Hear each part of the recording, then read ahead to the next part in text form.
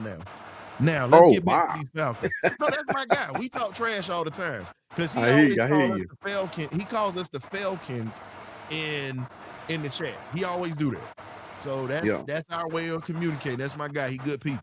But Yeah. welcome to the chat. We got Kool-Aid in the building. We got Red. Kool-Aid, you came in first. What you got, man? Hey, man. I said it last week, man. When I was on there last week, I said first string, second string, third string, coach to win the game. No more vanilla coaching. And Yeah. you saw them guys come out with Pooper Rush. He made a lot of his passes, 1,001, 1,002, and they were out and they was in a place where it was a good play call.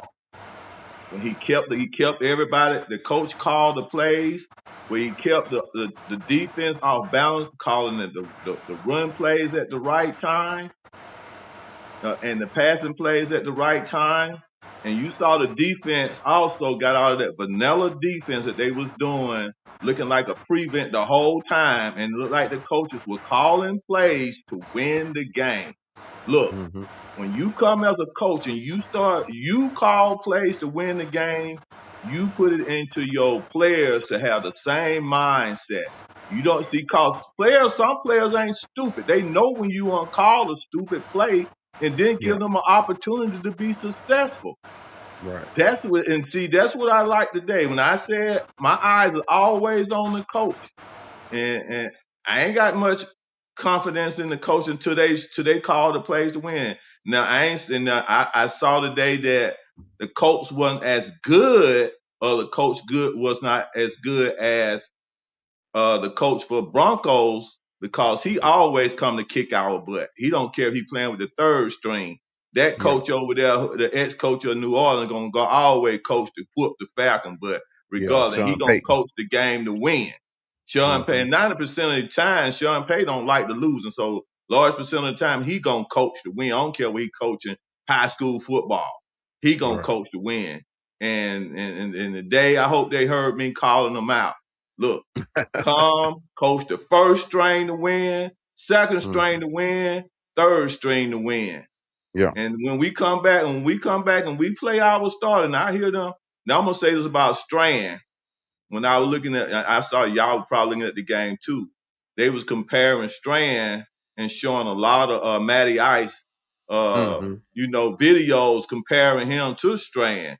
When Yeah. he took off and ran, and Strand ran for that touchdown and Mm-hmm. everything. I saw that. That was real. That's give me saying they have a little favoritism.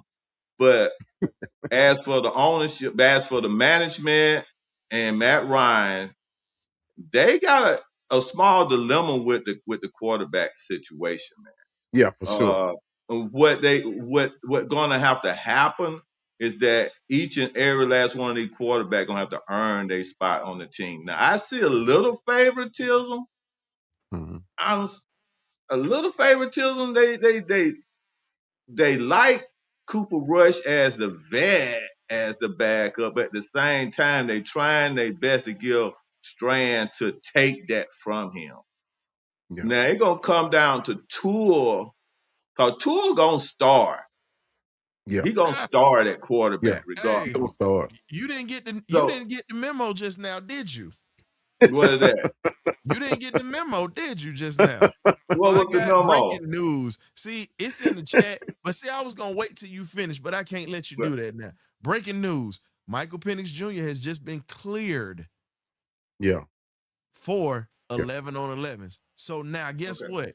We got a real quarterback competition now. Yeah. right, Who is right, not just right, gonna have that job handed to him now.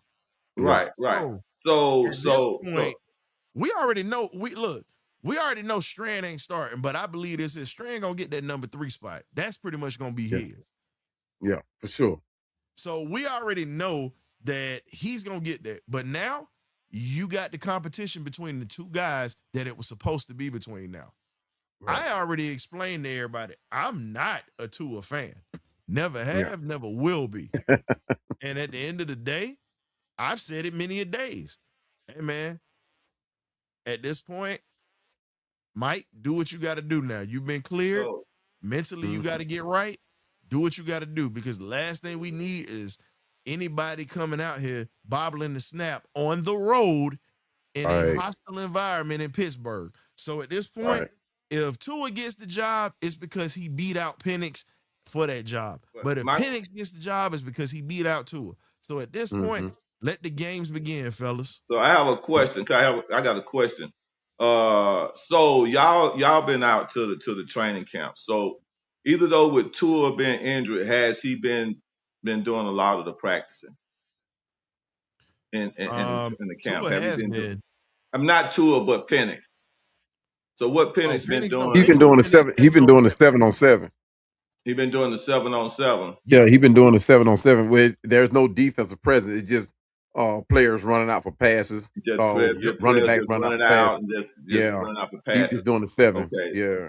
So see, that's why I say that I understand what you're saying is that now this coming up third preseason game, he been cleared. So this is going to be his opportunity if he be cleared to play in his third game. This is going to be his opportunity in that competition. Now, I'm not for one quarterback or the other. I'm for the one who gonna step up and take it. That's who I'm for. Cause I For want the to win. quarterback that's gonna stay healthy and be able to produce. Well, I mean, That's healthy. That's what the I'm same on. thing. Healthy, play healthy. Both of them healthy. Which one gonna step up and take it? Who gonna have the heart? Who heart gonna pump oil, gonna pump blood? Who gonna play scared? Who not? I'm talking about who gonna be willing to step up and take it. I ain't no favorite for any one of the quarterbacks. I want the quarterback that gonna come up in there and gonna gel with the coaches and do what they need to do. I don't care if we Rush. I don't care if Rush looked bad last week and we were calling Cooper. And then today he looked like he could take the team and put up 34 points every game. And he executed well with the coaches. So and then Tua looked like trash, fumbling the ball, and then he can play next week and look like Tua Alabama. So I mean, it's just the one who want which one of those quarterbacks want to be our quarterback. I want the coaches to make the right decision, not no favoritism decision on this. That's what I want them to do. No favoritism. I hate favoritism when it come down to having to make a decision on a player and you just want to get him because you like him. Now all our eye tests are gonna be on this. Right now today, I'm gonna tell you right now, Cooper Rush outplayed your boy, No, he didn't. Strand. No, he Okay, didn't. Hold on, Cooper Rush No, he today didn't. to me, Cooper Rush outplayed Strand. No, here's the thing. Did you even look at the stat line today? Because he didn't outplay him. Well, I'm just saying the execution and what I saw, how he executed and got the ball down the field and got the players I don't know what you was looking at. No, Well, I don't know what you was looking at. You've been drinking on that. Nah, You've been drinking on a little bit more than Kool-Aid today, obviously. I see that. But I tell you what, Tommy Reed did do. He did trust more in Jack Strand making bigger plays than Cooper Rush. So Cooper Rush only did like he did a couple handoffs and a couple of dump plays, but Jack Strand was going down the field, throwing the ball coming out the gate. Cooper Rush wasn't. Put it this way, Cooper handed off the ball and threw safe throws in the first quarter. And in the into the quarter. flat. They didn't let him truly Cooper, go downfield Cooper Rush, like that. Now, I'm just saying, I'm just trying to just catch up myself. So Cooper Rush basically played the whole first half, right? Majority of the first half. Correct. Majority of the first half. How many points were scored in the first half?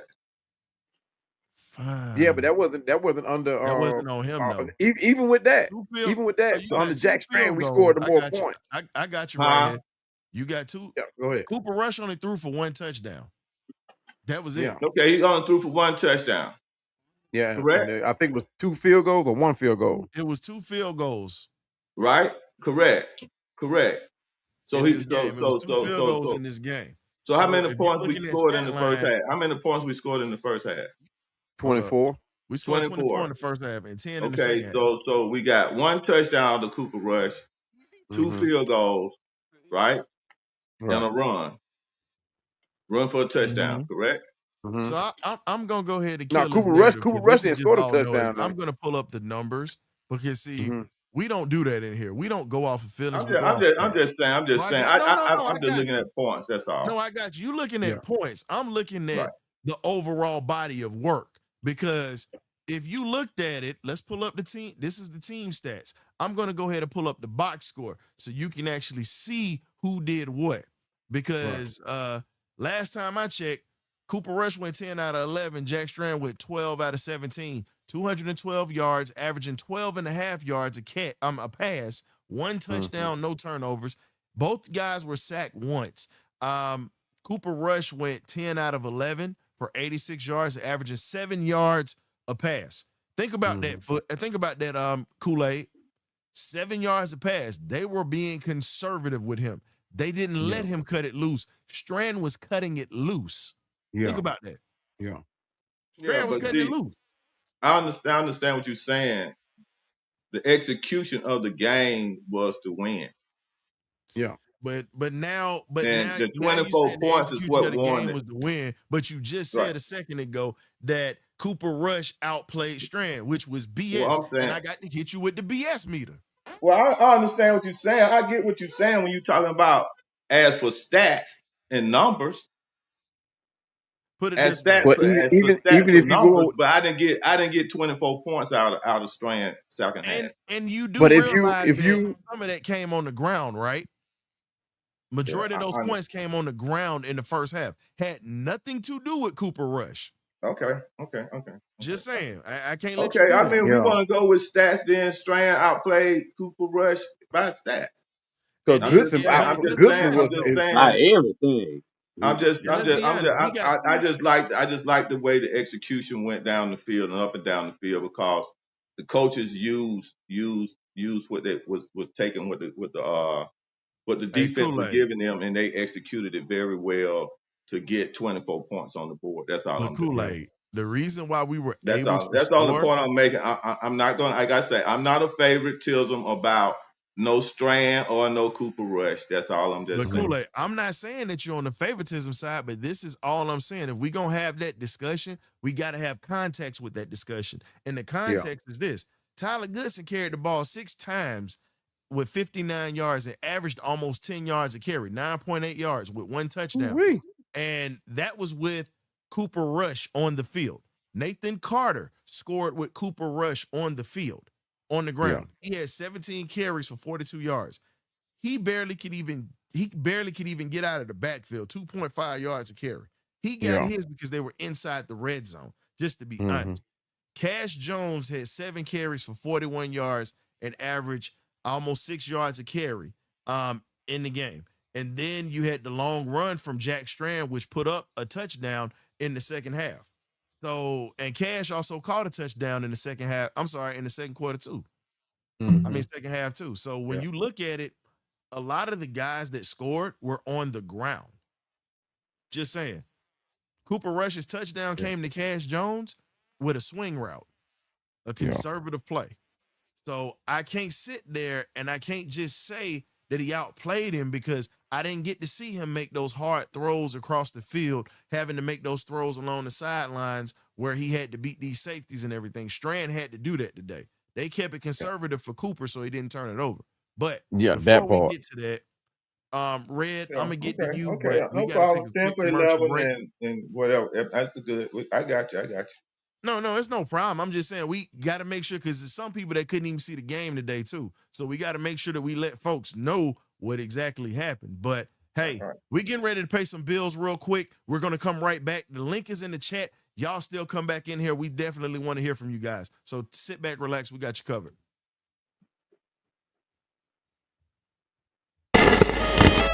The Birdcage LLC looks to do it again. We got the Falcons Steelers watch party September the 13th, 2026.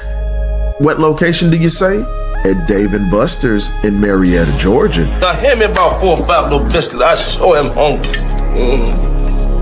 On the game day menu, there will be sliders, wings, fries, bottomless non-alcoholic drinks, but we also have a cash bar for those who want to get their drink on, and also we have a full-fledged menu with waiters and waitresses that are going to take your orders. Also, we have on the ones and twos DJ Swats in the building. We're going to have former ball players to come through to the party. Your ticket also registers you for a raffle giveaway.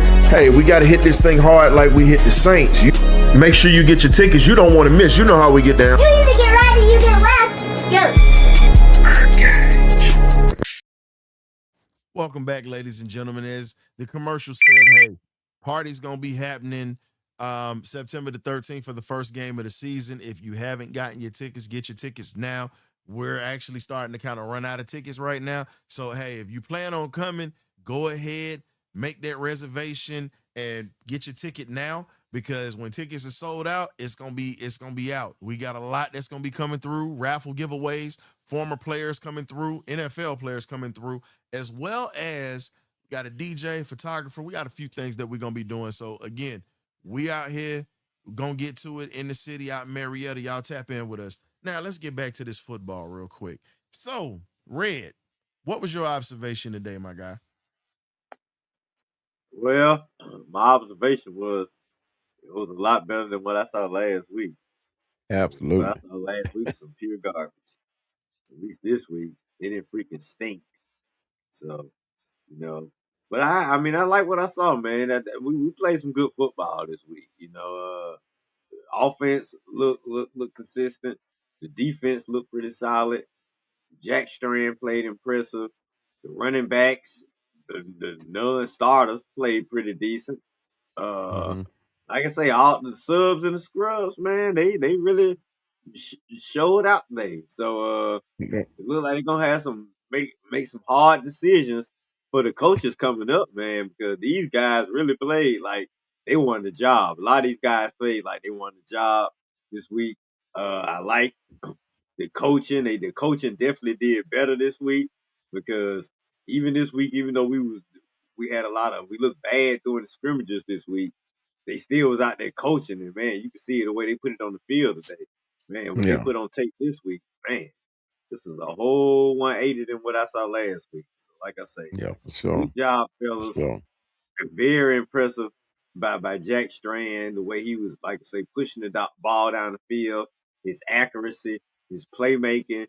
Like I say, a lot of these receivers out there today, I didn't even know their name, but Jack Strand was making them names. Man, you're making them name plays. Chris Blair's the name that we've been talking about for the longest, and he was making a ton of plays today. Blair and all those guys. Like I say, that's exactly what we need to see today, especially after what we saw last week. So, good job, Falcons. And I'm just saying, it's kind of ironic that Phoenix is all of a sudden cleared now after the performance that Jack Strand had. Like, wow, you cleared now? Now you got to get on the field and show us what you got. I wonder would he have been clear had Jack Strand come out there and wet the bed. Or if Cooper Rush had wet the bed today, would he have been cleared? Boy, you getting ready to think, don't it?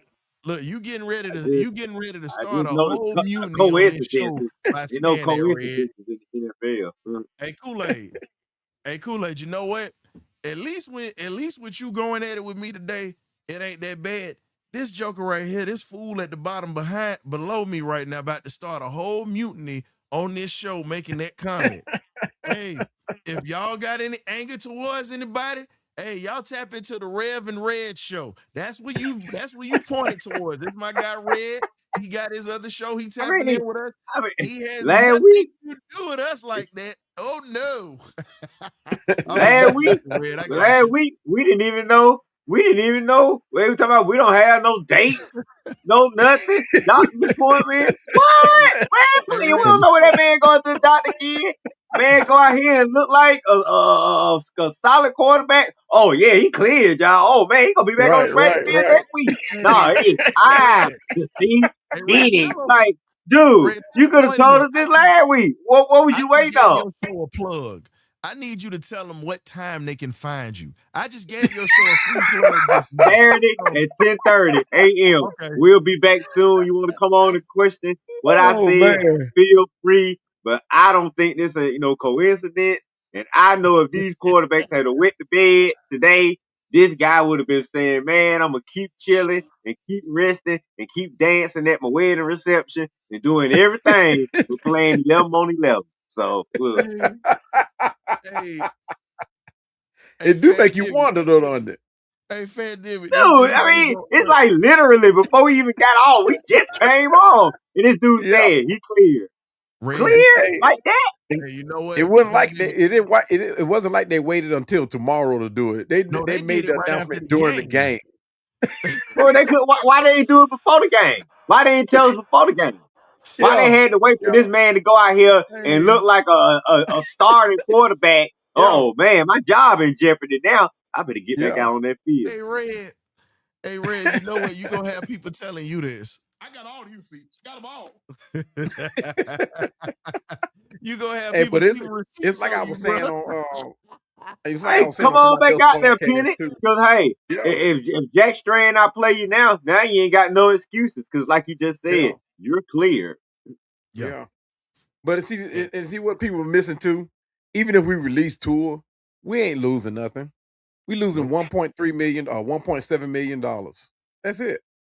I'm trying to So figure if out what we Tua, gained by getting. yeah, well, if Tua was a safety net, he was that bridge guy until Penix comes back, but $1.7 million, that's nothing. That's what Ian Cunningham is paying half the team, half the free agents that's on his team. 1.3, 1.7, $1.5 million. So if they come in here and stink it up, it's on them. They working for a contract right now. So Ian Cunningham did do the team some justice in that aspect as far as financially. As far as player personnel and their performance, it's going to be totally up to them. My concern on defense is whether or not we're going to be able to get that pass rush that we got last year. And we saw an upside of it today, but I think it's going to be more on the shoulders of the DBs getting these interceptions, getting these turnovers, getting these stops, knocking down these passes. So it's going to be. Are we going to get sacks? Yeah, we're going to get it. I don't think it's going to be on the level of 56 or 57 sacks. But I think the interceptions and pass breakups, I think those numbers are going to increase though. Yeah. I still see with Carter today on that D line. When you talk about Sample, you talk about Allen Jr. I'm just gonna be honest with you on this. And Red, you and I were talking earlier before the game was over with, and I normally don't talk to people during the game. But Red, what did I tell you? I said we getting depth on that D line, especially with those two. Because remember, Sample played in Cincinnati and he also played in San Francisco, so he's got experience already. You get what I'm saying? Cameron Sample already has experience. Carlos Allen Jr., fresh out of Houston, young buck, and was dominant. Was dominant. And we don't see D linemen coming in here like this. But I'm gonna give you this. Y'all might laugh when I say this, and it's a little bit of bias in here. I can pump my chest up a little bit because I was a little skeptical of him when he was a dog. But I'm gonna pump my chest up. Hey, Cass Jones might be our little Tim Dwight. He might be. You laughing, but you see, he might be. You look, I look. won't put it past him. Pandemic. Think about it.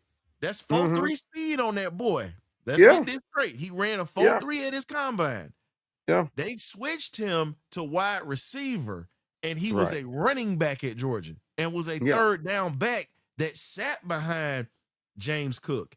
He sat behind Kenny McIntosh, Zamir White, Nate Frazier currently right now, Chauncey Bowens. He sat behind these dudes and didn't start over them. Yeah. So if we gonna sit back and say that, you got to put that call in just like what it just came through. You're seeing that he could take a swing pass because there was a handoff that he got in the backfield where he should have been stopped. He actually stopped and made the guy miss and then picked up 4 or 5 extra yards getting close to the first down. And that was a second down play where he should have been stopped. And then you talk about the fact that he showed that I could run between the tackles as well and run over guys. That was a part of his game we didn't appreciate or see when he was at Georgia. So I got him as the 4th string running back and then probably like the 3rd or 4th string receiver that will get playing time, but will be a special teams ace. But Goodson is number 3. He got that on lock. I said that last true that. week. Carter out the door. That. Yeah. Carter will be cut, y'all. Yeah, Carter had a hard time today. He didn't do so well today. And here's the most underrated part about Cash Jones's game. When Strand would drop back to pass, who was protecting his blind side? Cash. Mm-hmm. Cash, yep. Cash Tyler Goodson has some good blocks too. Chest. Yeah, Tyler Goodson has some good blocks coming out of the backfield. Yes, so he they had a very good running back core, had a very good game today, very good showing. And we talked about that before too, Ryan, on about the about was it Cash? No, it wasn't Cash Jones. That gone. Yes. We were talking about, so you're speaking on last week, Hold correct? On. Yeah, go ahead. So the players that we talked about last week, we saw a little bit of Cash. I was heavy on Goodson last week. I honestly know that Carter ain't gonna be here. Now, the question is this: Brian Robinson is your number 2 right now. But here's my question. Yeah. Could it be a possibility that he could lose his job to Goodson? No. Because Goodson actually was a number 2 in Indy, if you remember. The coach just let him go. Mm-hmm. So, and he was behind your boy Taylor. And I'm just going to be honest with you on this. I think it's a good problem to have at this point. Yeah. Could we see Brian Robinson next preseason game? We have to. After today, you might. After today, we have to. Yeah, I would like to. Hey man, it would make me. It would do me in. Look, I'm getting ready to be petty for a moment, I got to, Red. This is the first time you done seen me be petty, but it makes me feel great seeing a Georgia player coming in here and balling like Cash did.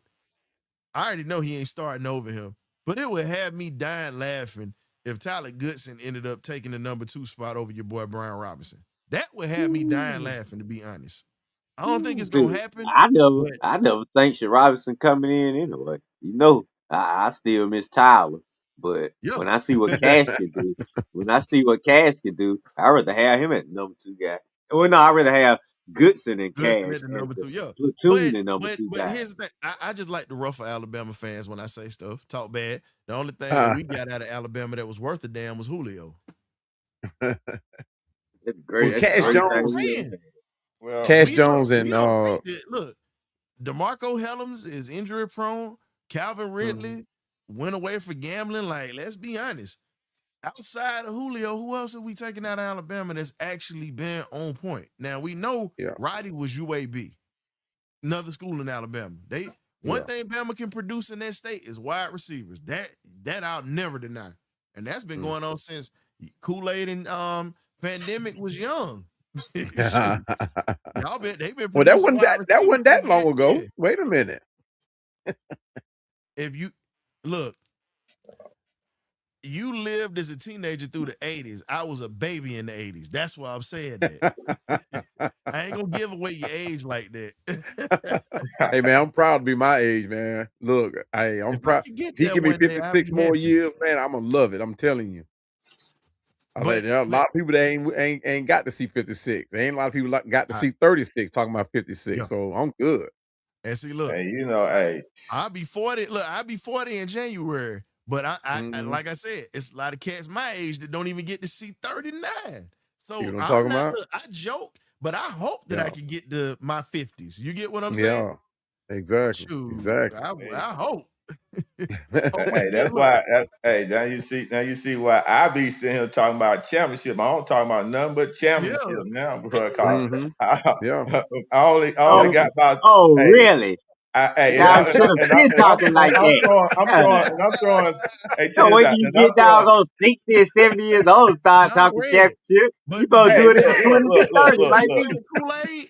Hey, look, man, Kool-Aid always been saying championships as long as I've known him, and that's been about 3 years now because I started getting on We Talk Hawks TV. That's how I met Kool-Aid, man. Yeah, man. Cause I ain't got. Look, check it out, man. I'm lucky to get 20 more years. I'm hoping for 30 or 40. You got it locked up. Put me at 100. Man, At least get a I championship want to before the win good now. times. No, Come Like on, you huh? say, Hey, no, I did. Hey, I got look, Kool-Aid beat. I'll put in my 30 years. I started watching Atlanta teams when I was 10 years old, man. I'll put in my 30 Ooh, and 50 years Yep. already, bro. you know Yeah. what? And I Yeah. When I look, hit 40, I I was can say so I'm in the happy. 30 I was club. so happy to see the Braves them get their World Series, man. Or Hey, look, something. man. The Falcons they done came close, but Right. that only count, in hand grenades and horseshoes. Yep. So Yep. but one thing was great though to see the Atlanta Falcons to get to a Super Bowl in my lifetime, which I Some teams Yeah. don't never for when get I there. saw the ownership that the Falcons had in the past, I never thought they would get there because so we as a fan base in Atlanta have had owners that didn't give a crap about winning. Yeah. That's the problem. Yeah. And Mhm. that And changed Rankin with Smith. Ted Turner coming to the Braves. 'Cause I'm telling you, the owner of the Braves before Ted Turner didn't care crap about winning. Okay, No. they brought No. Hank Aaron here, and Hank Aaron put some butts in the seats, and they made money off of Hank Aaron. So Yeah. but no, man. Hey, now I'm at a point now I can't say nothing but championship. I don't. Hey, look, the Yeah. Falcons and the Atlanta Hawks owe me a championship. Yeah. That's what they do, That- and I'm gonna be. And I learned in the past, and this is what I learned in the past. I'm learning now to watch the coaching to make the decision on whether we win or lose. The coaches Mhm. lost me my first Super Bowl. They lost. They kicked the ball 3 times and win the freaking Super Bowl. Dumb head coach, dumb offensive coordinator, and that's what lost me my first Super Bowl with the Falcons. Kick the Now Yeah. ball three the times. You second, got the players.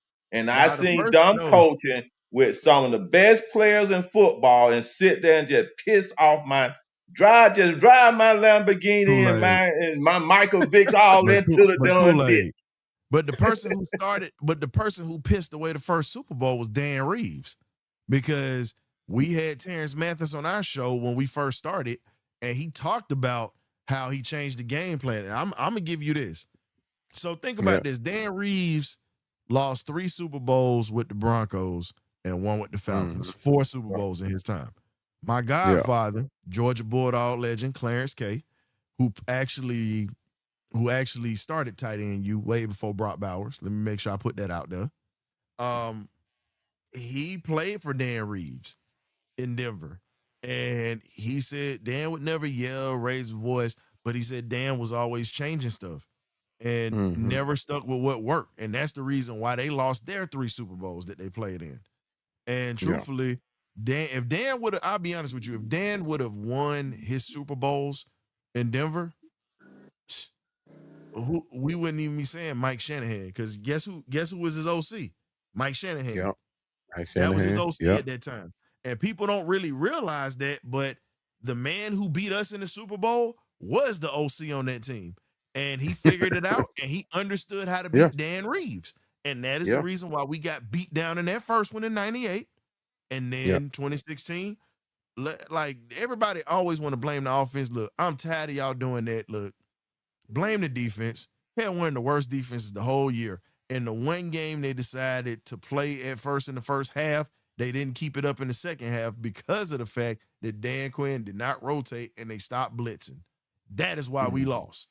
Not just because of the offense. The offense gave us a chance. And Robert Alford's passed Mr. Holder Jersey Robert Alford with the pick 6 that he had literally should have set it up to where it should have been a runaway at that point. It should have been, but it wasn't. So I can't sit there and say that Kool-Aid, but see, you lived through more heartbreak than I did. You and Fandemic and Red, because y'all a little older than me. I've been a fan since Man. 91. See, I didn't get to live through 1980, 81, and 82. I didn't get to watch when Lehman Bennett's team got dispersed or whatnot. We went into purgatory. I didn't get to see that. Y'all Man. lived through it. Yeah. Now hold on, Ryan. Me and you on the same level of heartbreak. That 91 about when Red said, was I ain't about that my old. first yeah. I'm sorry, Red. I'm Yeah. saying I started paying attention in 87, 88, but that 91 season, that was like that was like my first playoff season that too legit quit. So Yep. Yeah. that Yeah. was like officially Yeah. my first like season. And And Yeah, I'll be honest with I you. was there when the The Dallas Kool-Aid, Cowboys and Drew Kool-Aid and Pearson took pandemic. my They were heart. there with When Drew Bartowski was there. Pearson took my 81. heart at the end of that game, man. 1981. Lord. That Man, was the I was biggest heartbreak of man, my that life. was but you know, I understand what you're saying about Dan Reeves, but when I was saying Yeah. about the ownership not wanting to win, Rankin when Smith was the Falcon ownership son took over, he did make a decision to go get a coach that takes a team to the Super Bowl. And Dan Reeves was a proven coach. He don't yeah. win, and it was the same thing with Bobby Cox. When they made their decision, they went and got the coach that at least led their teams to championships. And Dan Reeves said this to Arthur Blank, and this is the thing about what I have a problem with Arthur Blank, because when he got got Michael Vick as a rookie, and Dan Reeves said, Dan Reeves himself, I believe if you would have left me and won the fired man, you would let me stay with Michael Vick as his coach, we could have won. And those are things I have sometimes the owners making those decisions about moving on, because because that the ownership son took over when he decided to go and get Dan Reeves. Dan Reeves, and what I be saying when I be telling people go get a championship coach, sometimes you might not can't go get that coach that wins all the championships, but go get some close. And it took Dan Reeves 2 years to get us 2 to years. our very first Super Bowl. Yeah. Okay, it took him 2 years to get our first Super Bowl. And truthfully, That's he was a losing coach as a Super Bowl. Also, like Bobby Cox. Bobby Cox was a losing coach again his until he won his team World to Series. World Series. It took him but it took him 14 divisional championships. And it was the most beautiful thing. when he finally won, huh? 14 divisional championships to win his first. And then what? We Yeah. had 3 World Series appearances. Hey, 3, I got right? something for y'all real quick. Before he got there and won his first Super Bowl. Oh Lord. But for me being a fan of just not being thought of in the postseason period, that was the most beautiful thing. Hey, And fella. my point I'm making is that I was hoping that when Arthur Blank came, I think he fired Dan Reeves too soon. Yeah. That's what I I'll think. say this. I want y'all to look at this real quick. So a lot of people gonna be pissed. Myles Garrett, Atlanta's own, has said this. So it's not BS now. It's actually truth to it. If you see it, where were you when Jack Strand became the starting quarterback of the Falcons? Now, y'all seeing this now, right? I'm saying, look, I've saved this post on this X profile, but I'm telling you right now, as you can see me doing this, I normally don't, but I'm showing y'all this here. I just saved that. So when he comes out and he actually says that he said it already, way before it happened, can't nobody deny it. I got my boys Yeah. back. He's Birdcage alumni. We gonna look out for him. But Hey man, I'm speaking here of to that, validate it. look. Wait a minute. Speaking of that, look who else done popped up in here. That's not my Fat Dude. main man, John. Look Is who that's look that look who that's done that popped up John in here, guy? man. We got What's up, Mr. John? John What's up, Harris. John? But What's happening? What's happening? before we get to John, because John, we're gonna let you get it off. We're gonna have a Falcons beat writer and reporter and writer for Sports Illustrated to join us after this game. Our guy Darius Hayes. So Darius pretty much just is getting done with the press conference. He's gonna have some stuff in here for us. We want to make sure that everybody is around when Darius is putting out some nuggets today. So John, what's going on, man? Welcome to the Party Lounge and Party Line Lounge. And we got wings. We got that cheap corn liquor that you be drinking on, that you be talking trash with. You and Kool-Aid. And we got Red in the back with his Alizé. I'm just joking. Red don't drink Alizé. I'm just No, messing not the around. Alizé. I'm just messing around. But John, how did you judge this week compared to last week? Because you were in Frisco when that happened last week, and now that you got to see this, how do you feel, sir?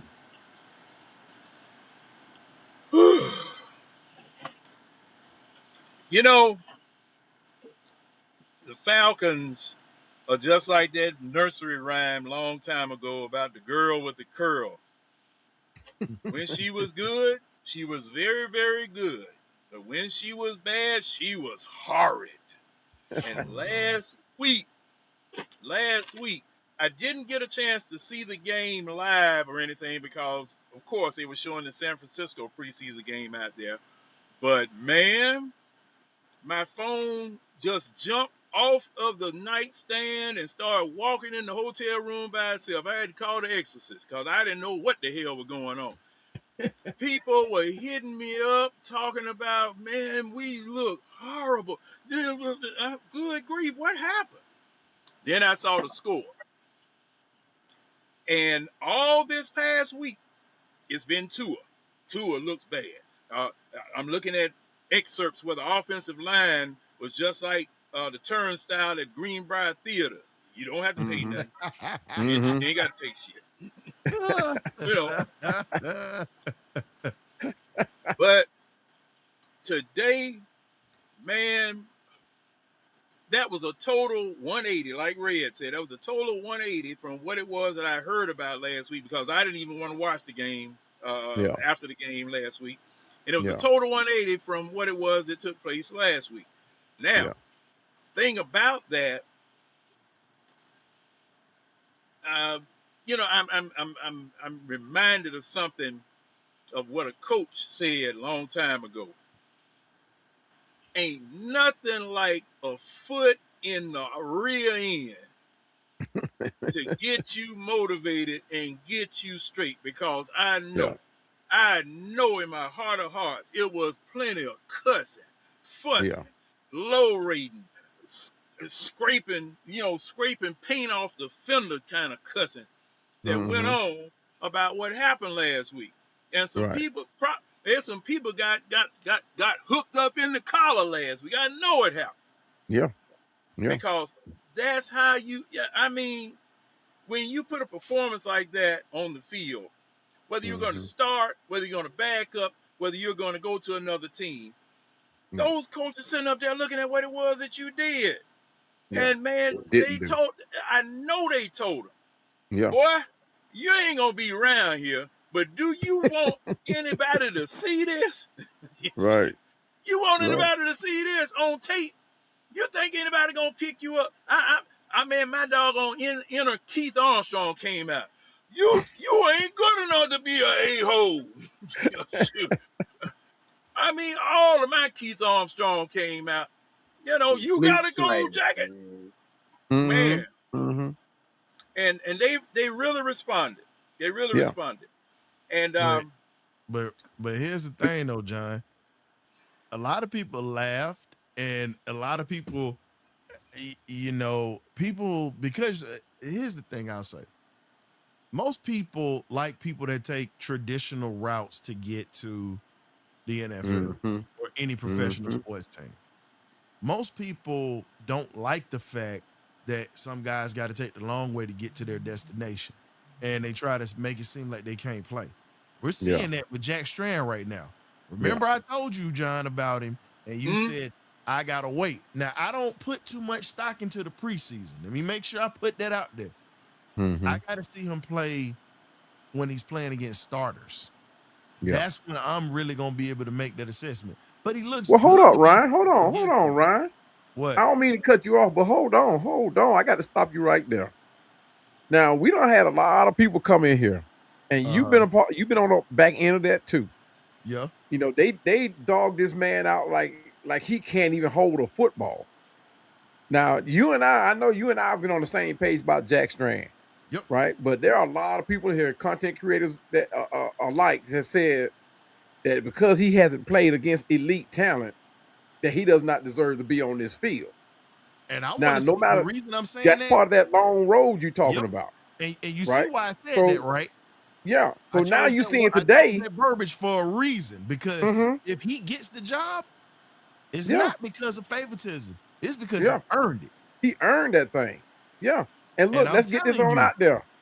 Jack Strand chose to be D2. He had D1 schools come at him. Facts. 3 of them out of the SEC. So schools came at him. He chose to be number 2 or go D2. Now, you got to watch the player. Can you say what schools? Because I can give you one off the bat. Because Brian Run Kelly at LSU tried to get him. That's Run him down. I know that firsthand. Yeah. Auburn wanted him. Yep. Auburn wanted him. Bad. That's why they went down there and got Byron Brown, because they couldn't get Jack Strand. So John, think about it. He has the talent. Is this true about Jack Strand? Yeah. Is this true about Jack Strand that he decided just to be loyal to his Minnesota team? Yeah. Yep. That was the reason why. He just decided not to move and go to the other teams because Kool-Aid, they gave him the opportunity, and the thing was, the money that was offered to him, let's just be honest, they couldn't compete with it. Jack stayed because no one else gave him a chance. It wasn't about the money. It was never about the money. And he loved to play this game. And he's loyal to those who are loyal to him. And he lets you know that. Business is business, but he's not going to screw you or whatnot because, again, if you give him an opportunity, okay, let him work. Yeah. And you know what? The thing about Jack Strand, too, is he going to be is it still a stretch that he make this team? Yeah. Yeah. But he came out. You can't ignore what he's done, right? You can't ignore that. There are countless players, ex-players that are in the Hall of Fame that came from D2 schools. We, as fans, we see the talent in these D2 players, HBCU players. We see the talent in these players. But it's these scouts that overlook these players and that go under the radar. And they somehow make it into the league, get an opportunity, and go on into the Hall of Fame. Why not Jack Strand? Yeah. We've been battling this quarterback thing for too long. And you know what? What made me kind of notice him? When that pressure came up in his face and he flicked it to the running back. Now I said and flicked it accurately. It wasn't where the running back had to do any type of gymnastics in order to get the ball. When he did that, I said, clip that. I think we might have us a little something here. You know, I'm still gonna wait, but it looks like we might have us a little something here because I just left Atlanta in an Atlanta content creators get together that they had down there near the airport. Bar and Grill. Yeah, and they were roasting Uncle Steve because Uncle Steve was he was just excoriating Jack Strand. Oh, what in the world? Jack Strand ain't that. But man, those drives that Jack Strand led for the touchdown throw as well as him running into the end zone, man, they scraped all the paint off of Uncle Steve. Man. Yeah, man, as they should. They got him. Guys. They got him, but you know it was all in fun or whatever. But that man showed up. Jack Strand showed up. But John, I got laughed at by him. I'm saying it. I got laughed at by him because I said it in the chat one night when he had his show and he was like, "Y'all believe in that just like that Desmond?" I said, "He ain't Desmond Ritter. Please don't." I got called. I got called delirious. I got called crazy. One guy told me I outright didn't know what the heck I was talking about. He ain't saying heck. I'll tell you. Look, guys, I know he didn't. No, he didn't say heck. You don't have to say it. He didn't say heck, but he said you don't know what the hell you talking about because I got that same treatment. Yeah. But now what's funny is you got people actually now starting to kind of look like, okay, this dude might can play. But Penix is back now. So now we're getting ready to hear, all right, well, Penix getting ready to get his job back, this, and this. His thing. He got to earn that job because it's a whole new staff. Can I say this? Can I say this? Can I say this, though? Can I say this? Go ahead. Look, this is truth. This is truth. Take this with truth. Or you can take it with a bit of salt. Tua or Penix will have to screw up horribly, really, really bad for Strand to get a chance, and that's the truth, bro. Yeah. Well, Tua's already off to a great start. Either one will have to get injured and make room for him or whatever. Right now, Strand competition right now is Cooper Rush or Pooper Rush right now for that third spot, and they're gonna come down to that third game, man. Now, I see them favoring Strand. When I said they compare him to Matty Ice on them videos, I see him, but as for Penix and for Tour, they would have to screw up really, really bad, man, for them, especially Well, that's Penix. gonna be easy, Because but that's Penix, gonna be easy for right now, Tua to Penix do. is their baby. If Penix, look, Penix is they drafted quarterback. Mm-hmm. Okay, they got him. He showed some life before he got hurt, and he would have to actually get hurt, injured really, really bad, or screw up really, really bad. Also, Kool-Aid. now Tua just got like a little. He just got a little crazy little contract. Okay, Yeah. they could be moving off, like you said, and a Kool-Aid. Do you want the possibility truth? that they Kool-Aid, do you could want the move truth or off you a want the Tua, lie? and Strand could end up being. No. I gotta stop you right there. Do you want the truth or you want the lie? Because the truth of the matter is, this front office is not invested in an old boy like that. He gotta earn it because this is a whole new regime. Think about it. Mm-hmm. Stefanski's walking in here with a quarterback that's not who he picked. Right. That was left I've over. been telling And folks I'm not all saying, summer and I'm long. not saying that Penix can't ball and become Stefanski's guy. I am not saying that. But what I am saying is this: nobody has a guaranteed job with this regime. It's a chance that people can get cut and moved elsewhere. Period. Yeah. Period. But So that's what I was saying. He would have to screw up really. I'm saying he would have to screw up bad. But here's the thing: with his It ain't gonna injury just. They just history, ain't gonna just. Oh, I'm just not gonna just. I'm just gonna but take him and Kool-Aid. put him there. But with his injury history, dog, you That gotta part. be honest. You got two History. quarterbacks that literally have been in and out of lineups because they can't stay healthy. I'm not saying nothing bad because Penix can play when he's healthy, but at the same time, Absolutely. you have to look at the fact that out of the last 8 years, 5 of those years have ended in season-ending injuries. But Mm-hmm. without further ado, don't want to keep the man waiting. He's hard at work. We got Mr. Darius Hayes in the building. Make him clap to this. What's happening, Darius? Falcons beat writer, my guy from Sports Illustrated, also 3A Sports. Man, what's going on, Darius? How you doing, brother? Welcome. Well, what's going on, y'all? How y'all doing? What's How going you on, doing, man? How Mr. you? Darius? Outstanding. Man, you got week 2. It's a whole different energy, a lot of different moving parts. This week, how do you feel that the team responded from last week's performance and what you saw in practice, from some of the struggles to how they performed on the field today? This week was probably a complete 360 from last week. Last week was, performance nobody wanted to see, but they were much better this week. The game, they were dominant in all 3 phases. Just really good, just a really good week for the second unit to kind of, just catch their stride, get to see a lot of things.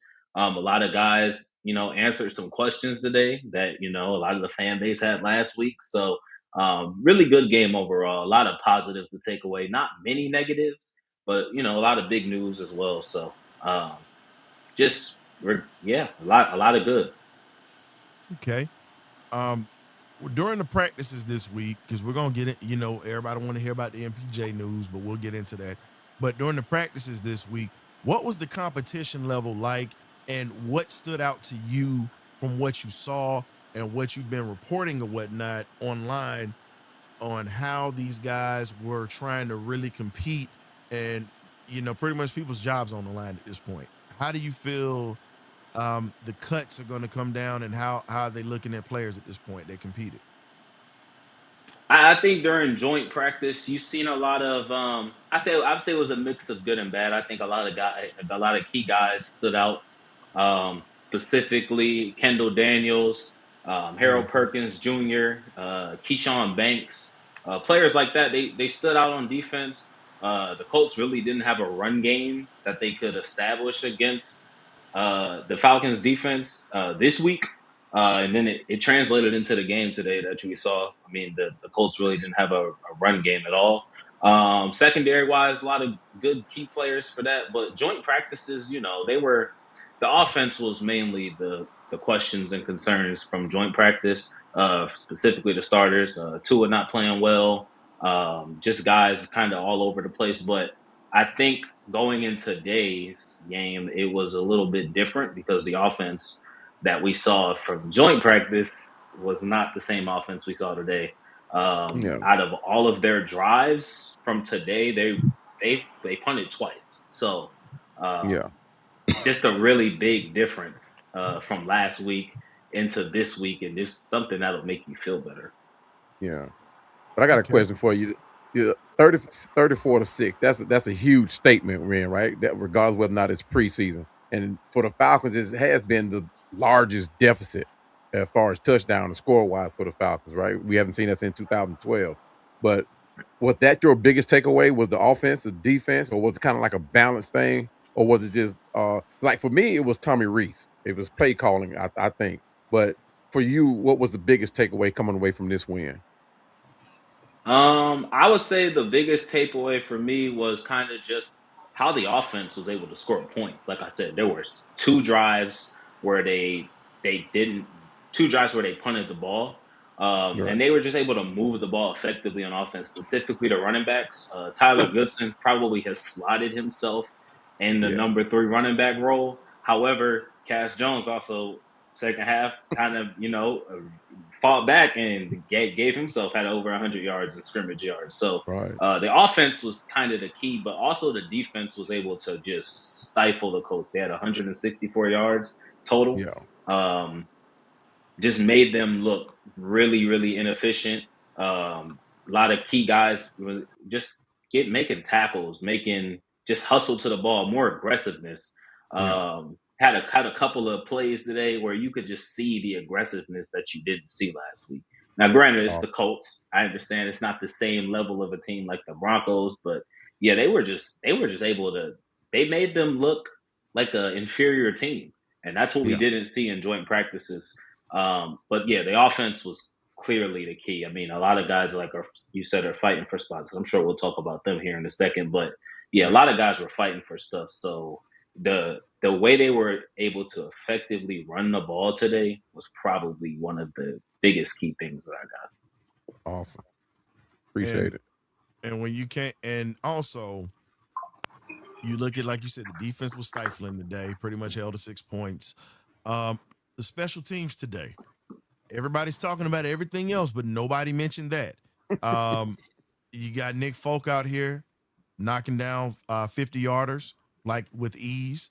And then you talk about also the punter today was able to flip the field multiple times to give the defense a chance to actually defend. And the coverage team actually was bringing people down to the ground today. You can see that those fundamentals came into play. With the special team side of the house, who do you think is going to be the starting return man? Because Branch obviously showed why he was a top punt returner in the country, but you got 2 other guys that were returning kicks today. How do you feel as if they're going to be able to do a few things? I think Zachariah Branch is probably going to be the week 1 returner. Just looks shifty, looks agile, looks efficient in that. I think he's been slotted there. We've seen some other guys get some reps there, but I think he'll be the ultimate returner. I think that's kind of where they want to use him, use his skills, use that speed. So I think that would be my prediction on where you slot those guys. But the special teams had like a quiet, strong day, like you said. Nick Foles out there kicking 50-yard field goals, so much so that the Falcons, when they got in the red zone a couple of times, just opted to go for 4th downs and just see if they could score points off of that, because they didn't need to see Nick Foles kick a 20, 30-yard field goal. So that was good for them. Their coverage teams were pretty strong. They really stopped the Colts from generating any like bigger returns. You've seen a lot of the younger players who are also fighting for some of those spots make really big tackles, really big hits. Xavier Woods knocked somebody into the dirt today, so that was good to see. But yeah, it was a really good day on special teams, and I think that's what was going to make some of these guys stand out for roster spots when they're looking for that, is being able to stand out on special teams, because those are when you get down to cut day, you're looking for guys who are gonna, you're gonna have to send home or add to this roster or even the practice squad, you're looking for guys who are really strong and dependable on special teams. So yeah, it was a good day. Just quieter because of how the offense and how the defense played. Yeah. And the other thing we're going to ask you, because a lot of people are waiting, when Kevin Stefanski spoke about Michael Penix Jr., why did they wait till right after the game to announce that? Even though we already saw what Jack Strand did today, are they really putting it out there to where they really want 4 quarterbacks competing like that, or is it just the fact that they were just waiting for the perfect time to say it? Kevin Stefanski has remained clear that the quarterback competition remains open. So today there was a development on Thursday that Michael Penix is going to speak to his doctor on Thursday just to kind of see like where he was at as far as the knee and if he was going to be cleared. Now that he is cleared, that as announced today, the quarterback competition now begins. So we're going to really get to see like if he can compete with Tua with about a week and a half left to see if he can get back into the QB1 conversation. Tua has really left the door open. Not having a great performance last week in the preseason game, not having a great joint practice. And he's been the only quarterback available, so he's had the advantage because he's been healthy and available, but he hasn't slammed the door shut. And if Michael Penix comes out there, has a great week of practice, has a great potential preseason game if he plays, it's going to make the question of who's going to start week 1 very open. I still think Tua has the lead. I think he has he's had the advantage. He's had the most reps. He's had the most work. But Michael Penix can make it very interesting because he has not closed the door. And a lot of teams have already announced their starters going into week 1. So the fact that the Falcons have it is really you can see Michael Penix maybe slot himself in there and really make it. And in his 7-on-7 work, he's been pretty good. He's had some good and bad moments as well. But yeah, he can really make noise. And then as far as the backups, I really think the battle is going to come between the QB3 spot. Kind of what you saw, but I mean, Jack Strand has really he's going to make it difficult. His performance today, there was one point he was 8 for 8 before he had an incompletion. And honestly, the incompletions he had weren't bad ones. I mean, he was on 4th down trying to make a play, trying to make a throw, and then he really was out there just more comfortable than he was last week. Really slinging the ball, just trying to see if he can eke out a spot on this roster. And I think he's closer to that now than where he was last week. And then as far as the rest of Cooper Rush even had a better day today. Was just a better quarterbacks really they stood out today. But what I would like to see is if Jack Strand can really make that push for the QB3 spot. I think he'll have another week to do it. I wouldn't say he's all the way 100% going to make it, but he's in a good position, and a performance like that today is really going to help him. Yes. You know what? I just came up with a name for the segment real quick, and this is what we're going to, John, I'll let you ask you a question. We're going to start, when you come on after games, we either going to call it dotting them up with Darius, or we going to call it details with Darius. That's pretty much on the Birdcage show. Like, if you hear anybody else say it, make sure you get that 50% from them if they try to steal it. But like I said, we pretty much got you in house with us, and we're definitely going to call it dotting them up with Darius. And also want to welcome to the chat my guy, Mr. Larry Dixon of the Dixon Way. He was calling the Braves games today. We're going to let you tap in. We're just going to try to get some more info out of Darius. You can ask questions. But, John, I know you had your hand raised, so go ahead and ask Darius your question for today. Darius, nice to meet you, sir. Any word on the offensive lineman that got carted off today?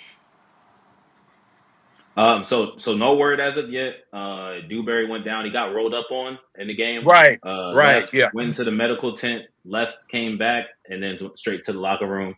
No update as of yet. Didn't look good.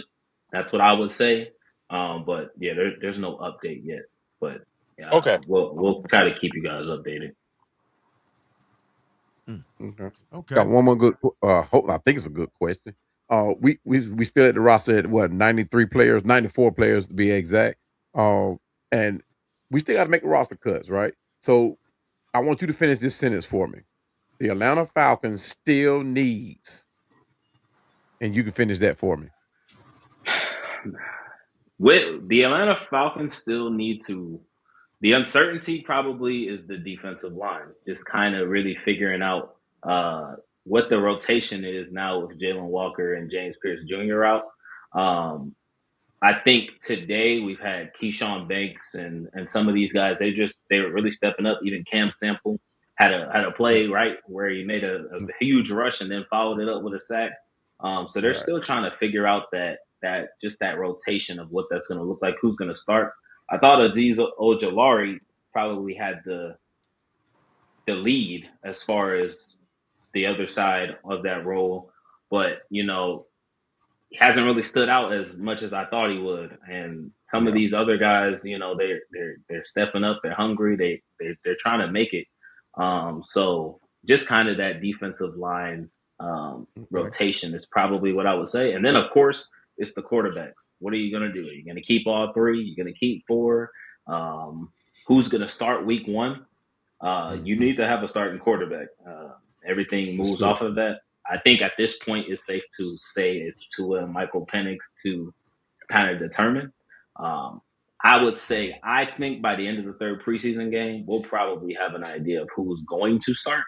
I think Michael Penix has a small window. It's a very small window because of his availability, but a very small window to try and win that job. And I think he's as motivated as ever to get to it. He just wanted to be healthy. I know he's a little bit more confident, but everybody knows ACL injuries are very hard to come back from. So we're kind of just hoping that he can make it and that he's good. But yeah, if I had to say anything, just kind of the defense. Also, one more key note: Christian Harris entered the game in the second quarter today when the starters were potentially not able to play, and that was kind of like a odd moment considering none of the other starters played.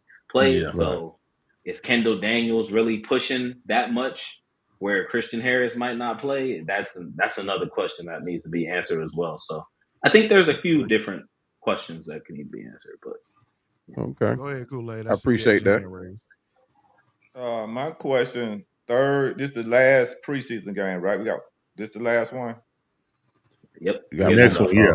Okay. So my question is, how much other starters will play? I'm concerned about seeing starters playing football. So in this third game, will we see all the starters play in all the phases of the football game? Special team, defense, offense. Will we see all the phases in this game, in the next third game? What's the possibility? I truthfully don't think we'll see any of the starters play. I think depending on, because we haven't even seen them play this week, the probability of them playing next week is low. That's not the official plan. Still got to talk to Kevin Stefanski about it, see what he thinks about whether he's going to start. It's also interesting now with Michael Penix coming back, probably maybe going to play in this game. So it'll be interesting to kind of see what the plan is. I think certain positions there won't be anybody playing. I think running back, wide receiver, like a lot of positions that are already solidified on this team, there's no reason to play those guys. So that's what I would probably say those guys are sitting out. I think D-line, O-line, just positions that are still uncertain, positions that have active competitions there. We might see that play, and even to the point we may see Michael Penix. So it'll be interesting to kind of see what Kevin Stefanski does. His motto is about he wanted guys to play in the preseason, but they had joint practice this week, so that was their preseason rep. So I guess the answer to your question is we'll see. If I had to guess, I would probably say a large majority of the starters will not play. Here's a question I got for you, and I mean, people are gonna be angry about it, but oh well. With Strand playing the way that he did, and we have two quarterbacks that have consistently battled injuries and just a lot of things on the field. If we have any kind of inkling of Penix's knee bothering him a little bit more, or even Tua going down with an injury because he's been battling, back tightness and all kinds of things this offseason, minus fumbling the football. I knew that it wouldn't happen. But would you see them playing Strand over Cooper Rush, or do you think they're just going to go with all experience with this roster? If that was the worst to happen, if those two went down. I think there's a chance. I wouldn't say that it's completely out of the running. I honestly think if he does do that, he's going to have to make the roster. I think that's probably the most crucial thing. That's where I believe the battle is. I believe the battle's at that QB spot, and I think going into today, I think Cooper Rush probably had more of that lead because of that experience. But then when you watch something like that, it gets real hard to kind of leave out of that game with a lot of – it leaves you with a lot of questions like, should we have this guy on the roster? And I think after today, I would say yes. I liked what he brought. I think he's young. He's had some talent. The arm talent's clearly there. But would he start over Cooper Rush? Not sure. Still trying to learn how Kevin Stefanski likes to go with, whether it's more experience or whether it's more, we're going to let this guy play and see what the kid can bring. As we saw in Cleveland, I mean, he had a lot of different quarterbacks over there. Yeah. Managing 13, that situation. 13 to be exact. Yeah. You gotta put that number out. So a lot, right. 13 quarterbacks. Door.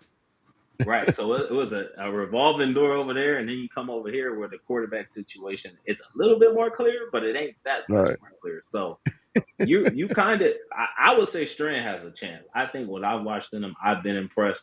I think he has a real chance to make this roster just with another solid week of practice and another solid reps in the next preseason game versus the Dolphins. I think he can make the roster. So I think anything's possible.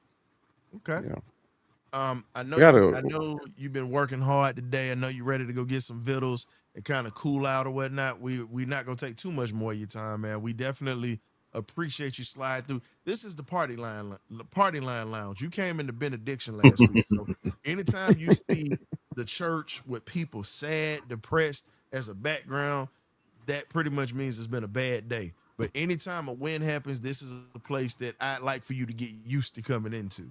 So this is the Party Line Lounge. Wings, drinks, whatever you want. Just make sure that you drive home responsibly. But Darius, tell the folks. Can I ask him a question before you go? Go ahead. Go ahead. Oh, I'm sorry. I didn't mean to interrupt you. I don't want to ask him before you go. Always good to hear from you, Darius. I wanted to ask you kind of a peripheral question. With cut days, coming down, they're going to cut down once, and then the final week they're going to cut to the final 53.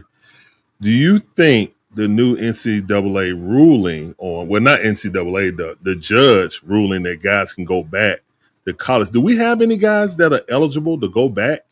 Because I didn't look it up. I was just wondering on that aspect. Do we have anybody that can go back to college and try to get back in the portal and stuff like that? Because I know I heard a lot of that talk going on after this judge raised an injunction so kids can get into the portal that are eligible to get a 5th season back in college, which is crazy. I don't agree with that.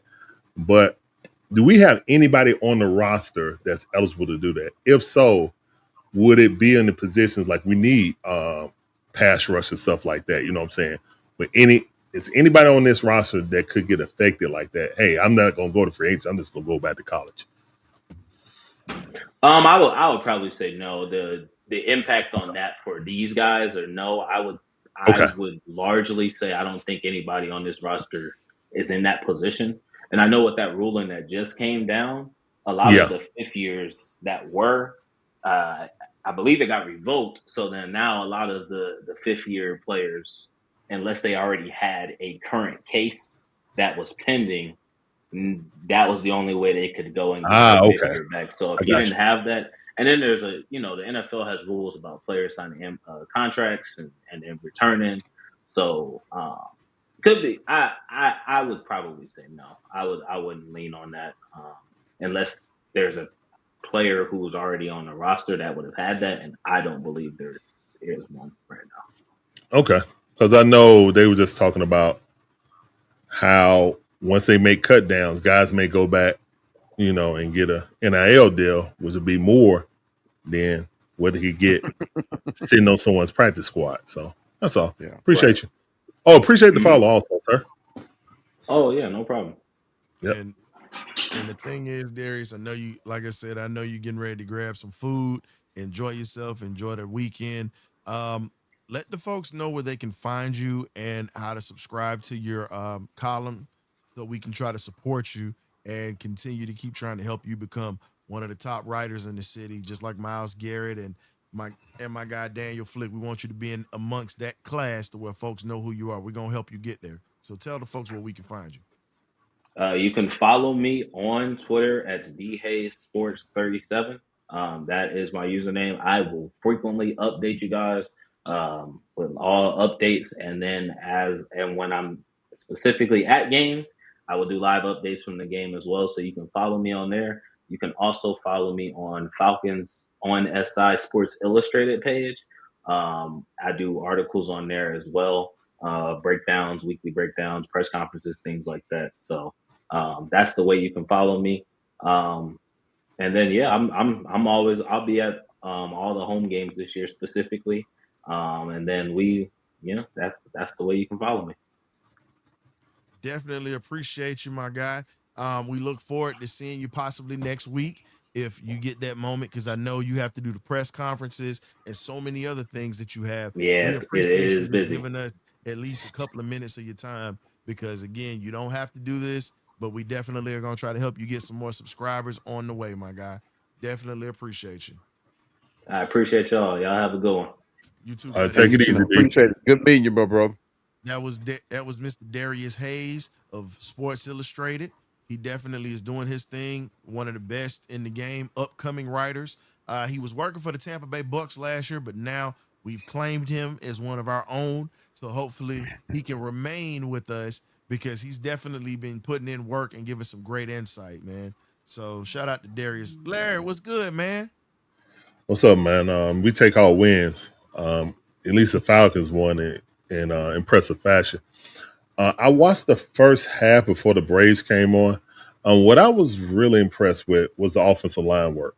Offensive line was definitely ruling negative. Really is a game in the trenches. I feel like the Falcons won the trenches today on offense and defense, especially offense. That run for Goodson was a textbook hat on hat, and he didn't tippy toe. He hit that hole and he was gone. So it seemed like our quarterbacks definitely had protection today. They weren't hurried or rushed. No turnovers, which is excellent. You know what I'm saying? Yeah. No fumbling, no freaking interceptions, careless interceptions. So it seems like at least who played got the message of, hey, guys, we need to protect the football more. We need to value the football more. And shout out to Nick Folk, man. Old toe, straight toe. You know what I'm saying? Old toe, straight toe. And shout out to the punter, too. Like, the punter, he only got 2 chances, but he averaged, 50-something yards. What was it? 56 average.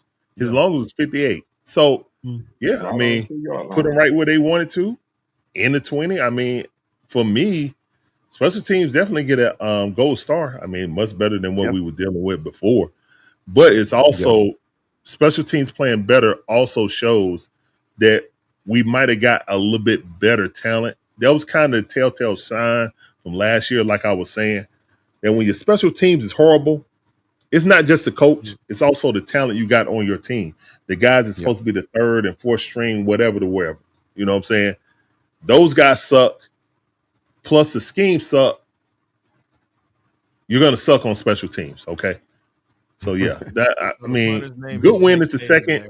It's the second win well, first win of the preseason, second game. I kind of disagree with D about my gut feeling, and I feel like Michael Penix's going to play. I feel like he's going to start. He might get one series, kind of like what Tua did. He might get 1 or 2 series. Yeah. But I think he's going to play the first quarter, me personally. You know what I'm saying? Hey, Larry, so that punter you're talking about, his name, so you'll know it, Jake Bailey. That's who it is. Okay. Bailey. Jake Bailey. Yeah. No. Jake Bailey. Yeah. I was just making sure you had it or whatnot, because see, I okay, ain't appreciate you. Be stranded like that, my guy. Hey, yeah.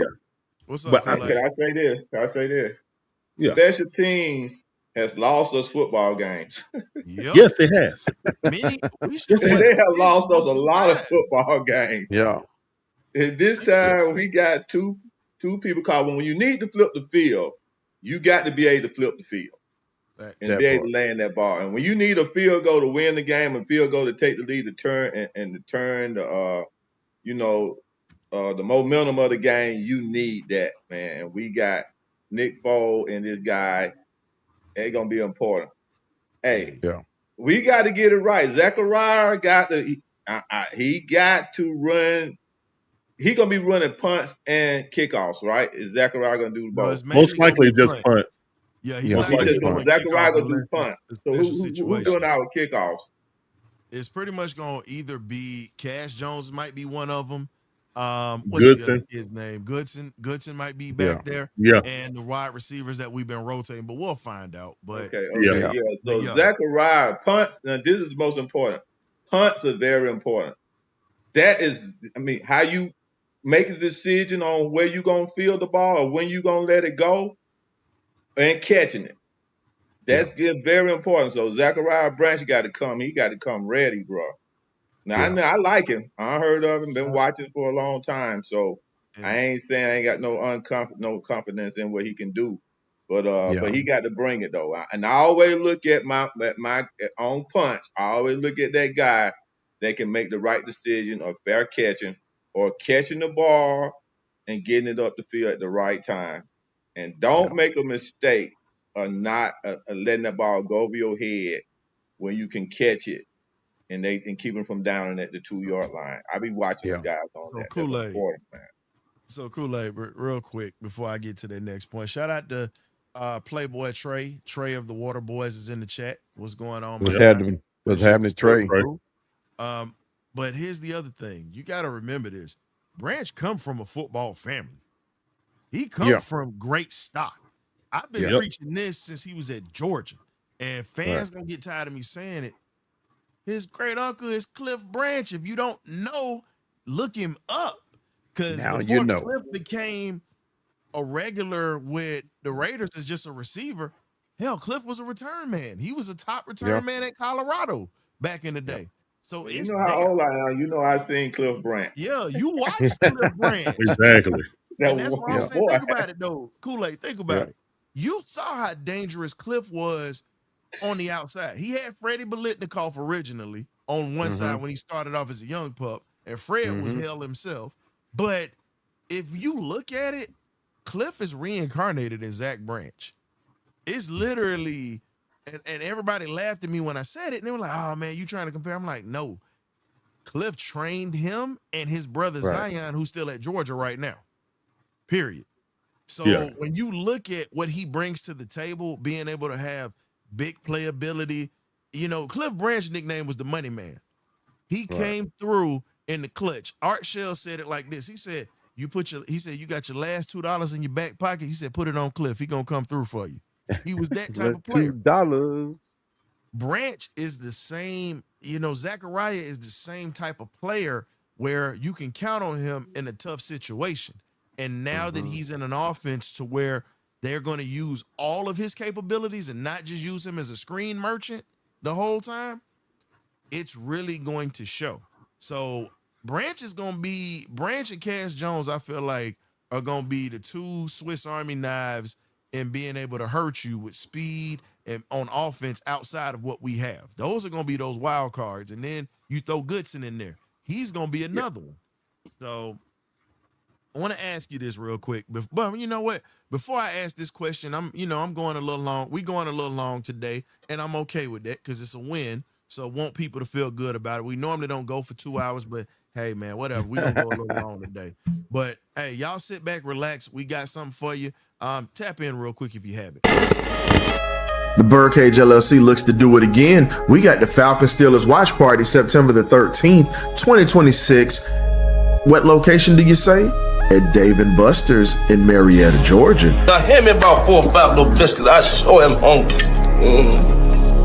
On the game day menu, there will be sliders, wings, fries, bottomless non-alcoholic drinks, but we also have a cash bar for those who want to get their drink on, and also we have a full-fledged menu with waiters and waitresses that are going to take your orders. Also, we have on the ones and twos DJ Swats in the building. We're going to have former ball players to come through to the party. Your ticket also registers you for a raffle giveaway. Hey, we got to hit this thing hard like we hit the Saints.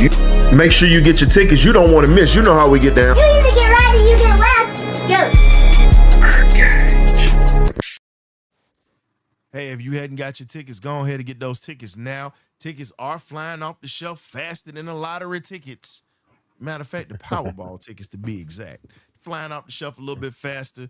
Like I said, we're going to have bottomless non-alcoholic drinks, but we will have a cash bar for those who want to drown their sorrows and their stress if they're being stressed during the game.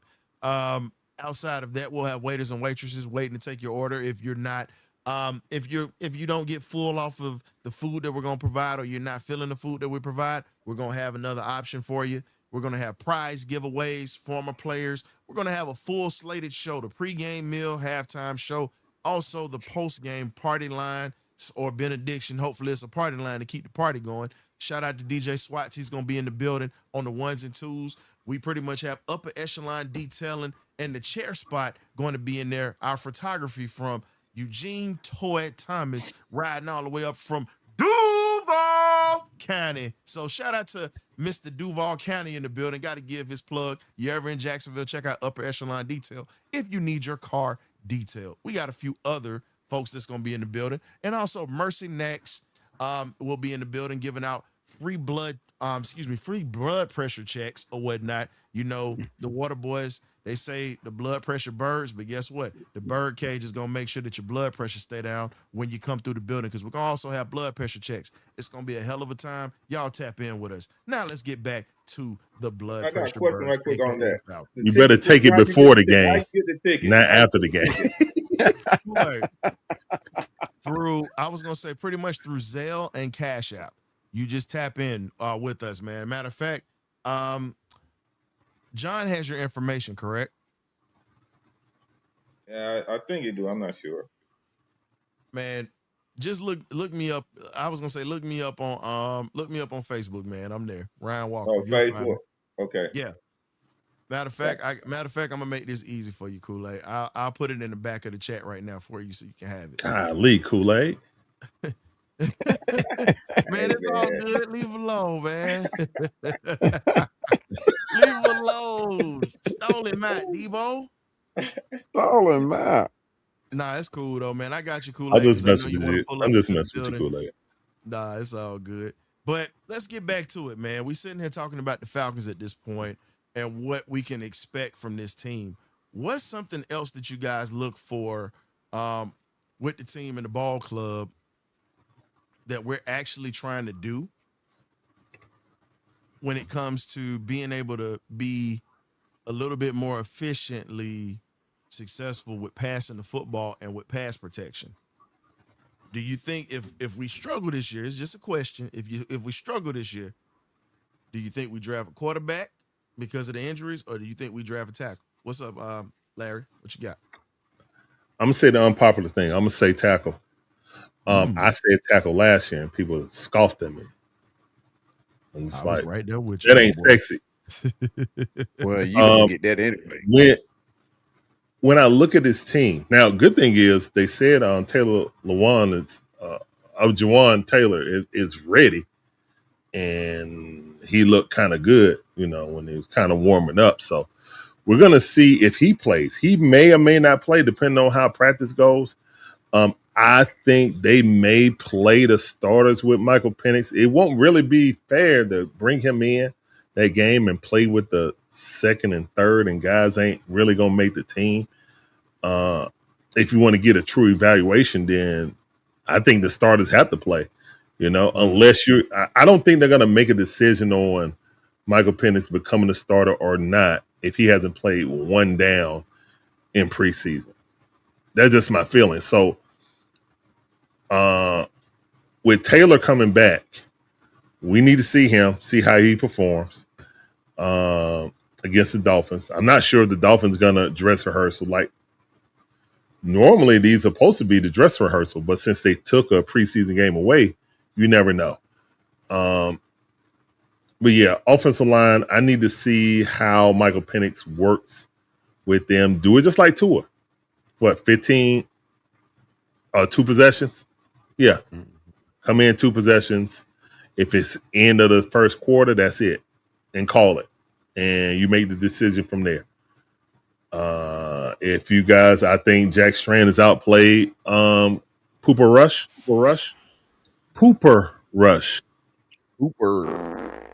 Thank you. You forgot the sounder. That's why I had to say it again. I think he's out. Apologize. StreamYard. Yep, you told me you're gonna do it. I feel like Cooper Rush only missed one pass, but I mean it was all dink and dunk. No, miss me with that. Go ahead and make Jack Strand your third quarterback. You make your decision on who played better. If people gonna say it's not really fair for Tua because he only got 3 pass attempts in the last game, so what? You had joint practice, you didn't look good. You know what I'm saying? If you look decent, they would have already named you the quarterback. So let's see a fair. I don't know how one game or 1 week of practice with 11 on 11 is gonna win it. I kind of agree with D on that, but it's obviously a reason why they haven't named the quarterback. It's just like, okay, 7-on-7. Everything on deep pass outside of 2 of them that's been put on YouTube has come out of either Michael Penix hands or Jack Strand hands. So it's just like, Tua, you're not getting the ball down the field. Yeah. I mean, we can't waste Zach Branch burning people down the middle of the field. His routes are so crisp. Oh my God, his routes are so crisp. Yeah. So you can't waste that type of option when you're gonna have Drake on one side, or if you get a flood on one side with Branch, Pitts, and London. Who get that safety isolated on Zach Branch? That's to the crib. That's all you. Man, let's not forget we got Bijan to come out the backfield. You see what I'm saying, Ryan? Yeah, Kool-Aid check behind backstage, man. So it should be there. Just hit me up and hit me up in the DM, and I'll forward you the information. Okay, my bad. But no, yeah, I mean, no, you good. All right. But I'm with you on that, Larry. Like I was making sure that Kool-Aid got his stuff or whatever. But I'm with you on that. Like at this point, just go ahead and just give it to him at this point. Just go ahead. Yeah. That's kind of how I feel. Well, coming into the season, I personally didn't feel a reason to get Tua because I felt like it was a make or break year for Michael Penix anyway. Now he's hurt, so I understand why you do that as a backup plan. You know what I'm saying? Just in case, break glass. But if he's going to come back relatively healthy, if he can play, you have to find out what Michael Penix is right now. It's no hate on Tua Tagovailoa. It's literally like I drafted this kid in the first round, number 8, when I had a starting quarterback. Okay. I upset the apple cart to make this play. If I don't find out what he is, I wasted a draft pick. Okay. That's just my train of thought. Good or bad. Good or bad. For me, it would have never been a competition. Even though I'm a new coach, I understand where this team is. I understand when I took this job. If I go get Tua, he's not really in my plans for the future. He's not. I don't care if he's relatively young for a quarterback. His injury history is more so he might not be able to play football anymore. So, you know what I'm saying? Getting a it's just two totally different things. So for me personally, I feel like if you don't put all your apples in Michael Penix and find out good or bad, because guess what? If it's bad, you're gonna tank for your future quarterback anyway. Right. So why even try to? I understand that no team wants to lose. Arthur Blank definitely don't want to hear we're tanking for a quarterback. Season ticket holders definitely don't want to hear we're tanking for a quarterback. You know what I'm saying? As morale alone, you don't want to come out of preseason saying, man, we're taking for a quarterback. You know what I'm saying? Don't nobody want to say that. But again, and that's why it's so much hope with Jack Strand, just in case both of these guys stay hurt, you know. But again, in my mind's eye, I feel like you have to go in all in with Michael Penix. And if he gets hurt again, guess what? You know your answer. If it doesn't work out, you know what I'm saying, with the decision making and stuff like that, I personally feel like he was held back by Zach Robinson. People say that's an excuse. I heard he threw 11 screens in one practice down there in Tampa. So I'll call 11 screen plays. And so for me, I want to see him with a competent offensive coordinator. Is this offensive coordinator better than Zach Robinson? I will hope so. My head coach at least is. If it's going bad, he should be able to take the reins and say, I'm calling the plays now, you know? Yeah. So again, if he's a 2-time coach of the year, I expect better. I'm not the one that's saying this is a throwaway year or this is a fill-out year. That's an excuse. Yeah. We got a 2-time coach of the year. We need to make the playoffs. We need to win this division. That's what I'm looking at. And all these Panther fans got their chest out, forgetting that we helped them win the division by ending up with a 3-way tie. They keep forgetting that. You know what I'm saying? Yeah. Shout out to all the Kitty Cat fans that don't understand. Huh? My bad, Ryan. Go ahead. No, I was with you on that. Hey, this is how I look at Panther fans. Look, y'all talking all this mess. Like I said, if it wasn't for us, you wouldn't have gone. You got let's just look. Anytime a Panther fan talk to me, this is how I listen to him. This is what I hear. It's just a default. You got a playoff spot as a default. Yes, you got a better quarterback than we have right now. Right now you do. But guess what? No, they don't. No, they don't. No, right now they do. They went to the playoffs. That kind of elevates him slightly. You can shake your head. You just explained to them how they got to the playoffs. But pandemic. The way the quarterback played against us made him look like he was Joe Montana. So right now, and Fandemic, he's been rising as a top star in the league as a quarterback. He has been playing well. He has. I can't take that away from him. I'm gonna put him on the same page. I put Tyler Shaw in. No, look, I'm gonna tell you like I told. Hold up. I'm gonna tell you what. No.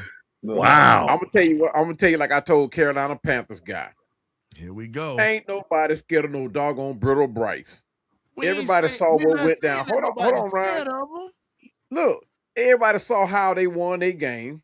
Even the game where they beat us 30-0. Everybody saw how they won that game. It was no elaborate play by no Brittle Bryce. No, it was not. It was all we lack coaching on both sides of the ball. Even on special teams, we lack coaching. So here's the question. I'm not going to deny that, but here's my question. So what the hell is the problem when he's averaging over 200 yards against my defense that had 57 sacks last year? No. Listen. No. If we going to do this, we got to do this. Average. That was average quarterback play, Ryan. That was average quarterback play. Quarterbacks that were we had quarterbacks that were top tier we played against that had less than that against our defense. Yeah. Hey, it's a new day, new coaches. I get that you can't stand them. Hold on, Kool-Aid. Hold on. Because, I'm getting ready. Let me, hold on real quick. I got to do this because, I already see that I'm trying to be nice. I'm sorry. But, I can't do that right now. So, You know what y'all getting ready to do? Everybody say hello. Say hello to the bad guy. So let's get to it. Let's get to it, Chico. You from Dade County, raised in Atlanta. Let's do it. One and only. So I'm gonna give it to you raw.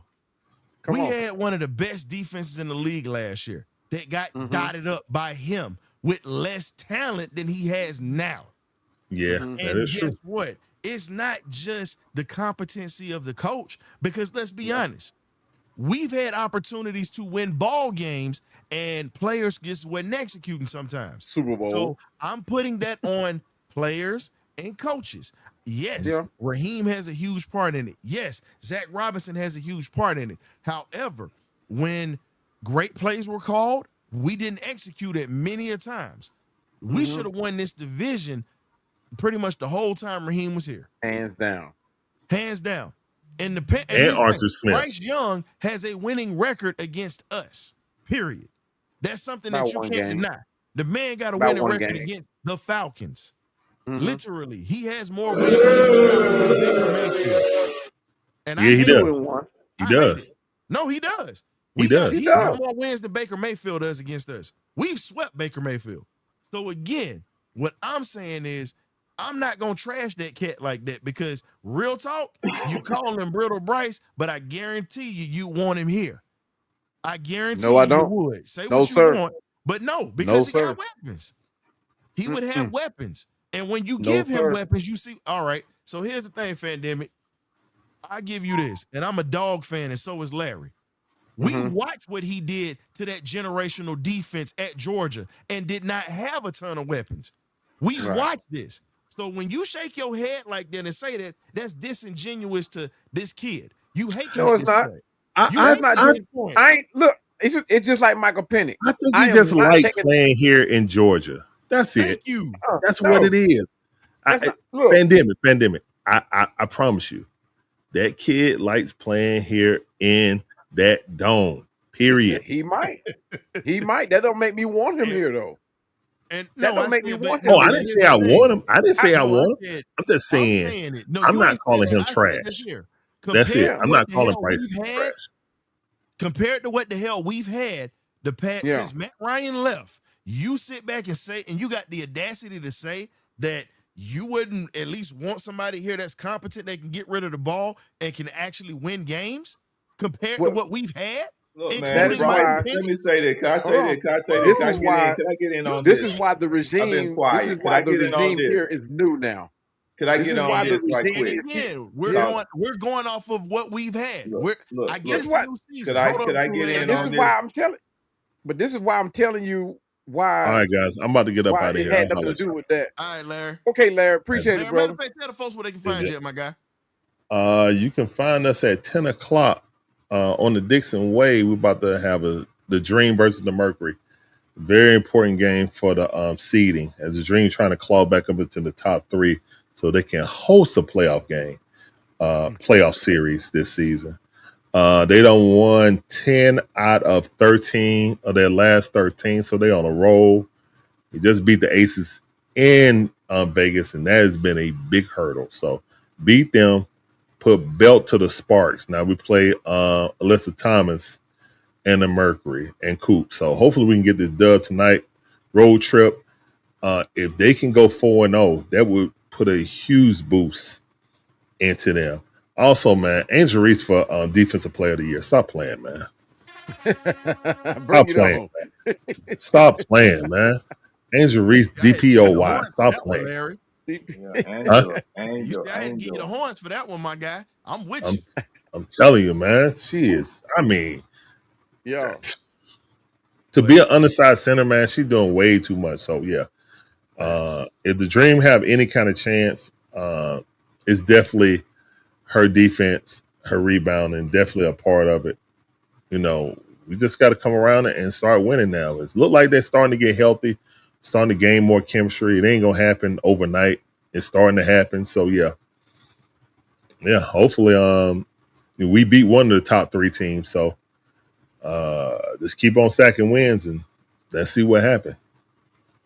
Hey man, we definitely appreciate you coming through. and always doing what you do. Y'all tap into my guy Larry on the Dixon Way. Braves, Dogs, Falcons, Hawks, even his wife's lousy stinking Gators. It's what it is, man. Tell Miss Dixon I said what's up. All right, man. Peace. Yes, sir. Hey, man. Anytime I can take a shot at University of Florida, I'm always gonna take it. I'm letting you know that I'm all for it. That's just me. I'm all for now, it. Back it's to all you. about the you, baby. Now back to you. Y'all just started back winning. Stop. We ain't even go there. It's Y'all still been all about the you. I ain't down. Look. I'm a Hurricane fan. You ain't about to steal my thunder, baby. No, sir. No, sir. We're gonna be back. We're gonna be back playing for the Natty again this year. Hey, we're gonna be back playing again for the Natty again this year. You know what? What's funny? It took for you to get. I know Mark Richt was a cane as a player, but it took for you to get him as a coach to come back home to straighten up your mess, and you did play in the ACC championship game. But here's the cute part. Do what it takes. And then you went and got a Georgia quarterback and Carson Beck, and he led you to a Natty. So one that y'all didn't even want. Kool-Aid, I'm noticing something in the equation. They got to get Georgia players to win. Because remember, Cleveland Gary, one of your running backs, was a UGA running back. Most people don't know that. But take a look at what's happening though. Yeah. Everybody's abandoning all the prospect that was supposed to be going to Georgia. Guess where they're at? All of them aren't going Miami. to y'all. Y'all have only flipped. They're going to Miami already signed. Like I say, you better learn how to draft out of Georgia. You better go get them Georgia high school football players. Hey, Kool-Aid, hold up. But here's the funny part. He's going to sit here and move that goalpost, but I'm going to tell you this here.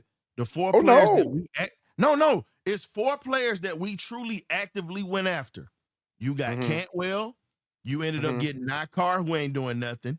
You ended up getting the cornerback from the West Coast, and there was another player that you got from us.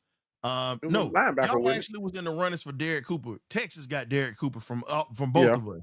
So again, I'm chuckling because guess what? We still got Kamon Spelling. You still trying to get him. Y'all trying, but we just may end up with him. We just may end up with him. Hey, he loves. Look, we did with the quarterback y'all didn't want. No, we got it done with. Wait a minute, whoa. We didn't win. Y'all didn't want him. Y'all threw that man out. First off, we didn't throw him out. Let's get this straight. Kirby actually offered him money to come back. If you gonna tell the story, tell it right. The problem was the money that he offered. He felt he pretty much was in his feelings because of the fact that Gunnar Stockton came in and played well, and just truthfully, the fan base didn't treat him right. I was only one of the few that vouched for him. I'm one of the few who did, and I vouched for him because my old high school coach, shout out to Terry McGriff and Dion, and also Coach Dion Brooks. Coach Brooks coached him over at Mandarin High School. My old coach pretty much knows his people. So it's a little bit more to that story. I just don't put that out there because, again, that's his privacy. He's in the NFL now, and I'm a diehard dog, but the dogs didn't do right by him. That's just what it is. True that. Because they crapped on him. Because let's be real. They crapped on him when he was there from day one all the way up until he left. And even now they was hating on him when he went to the league and been balling. Right. But you got Georgia fans that can't stand Gunnar Stockton either. And I'm not going to lie. I'm not a Gunnar fan. Now, we don't want Gunnar Stockton in Miami. Now, y'all can keep him. Man, please. We get ready to get rid of him after this year. That man's going to be going back to pig tossing country. But speaking of pig tossing country, let's get back to this Jack Strand situation. And look, we were saying with Bryce, look, a lot of people can't stand him, but the kid is a killer. And I got to give it to him for a guy that didn't have all the weapons, and he's never had all the weapons around, even when he was at Bama. You even know that. For you to win a Heisman and you didn't have them weapons around you like that, that say a lot about how you pretty much carried that team. Yes, it helped that you got Will Anderson on the defensive side. I ain't finna do that. Can't take away from one of the best defenders in the league. But at this point, you can't really trash him like that because he's been performing against the folks in the division. He has. We just got to see if he's going to take that next step. But for me, this is what I was finna say. What's up? This is what I was finna say. Bryce is good, but he wouldn't have won with our coaching staff. I'm not going to talk about him playing over here. He would not have our coaching staff. Now, you know I'm a coach, man. That's why I got the word coach up under there. Yeah. That dude would not have won with our coaching staff. Right. Simple as There's that. not many people that can win with our coaching staff now. Exactly. Well, And so you want to put Penix over there with that coaching staff. Guess what? It would have looked different. I ain't gonna say all. I'm not gonna say all that. I'm saying it. No, I'm not gonna say all that because I'm the saying scary part about it was, again, you've had. Let's be real. You've had less quarterbacks that have like. Let's be honest. Jay Daniels got that Heisman in college. Penix had a hell of a year that year, and Daniels was carrying LSU, and they didn't even get to the playoffs, and he won that Heisman and had great numbers. I think it was identical, but I'll be real. I believe Penix should have got the Heisman, in my opinion. I believe he should have because of how he led Washington. But at the same time, he also had a ton of weapons around him too in Washington with Kalen DeBoer. All them first round receivers he had, Roma Doomsday and all them boys over there. Right. Oof. And that to me really put Penix in the spotlight to where everybody was really on him or whatnot. You get what I'm saying? And the system he played in was perfect. So the question is this: Can he fit in a 13 personnel system where they're not spread and they're not putting up video game numbers and playing the run and shoot type of offense? Can he do it? Because this is a whole different offense than what he's used to. But here's the thing, though, that 12-13 personnel offense is a quarterback's dream. Because you got a lot of it is a run offense, but it's tight end based. And if you look at it, a lot of the quarterbacks that play play that system, they're pretty much successful. And most of them are in the NFC.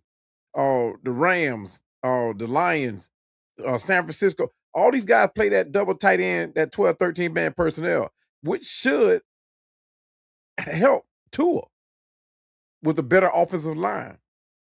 Because Tua needs like a split second more where he didn't get in with the Dolphins to throw the ball.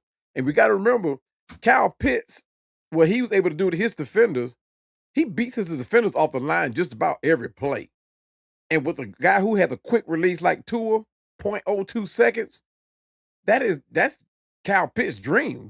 I ain't gonna say he's gonna get rookie numbers like he did, but he should be like top 1, 2, or 3 tight ends next season.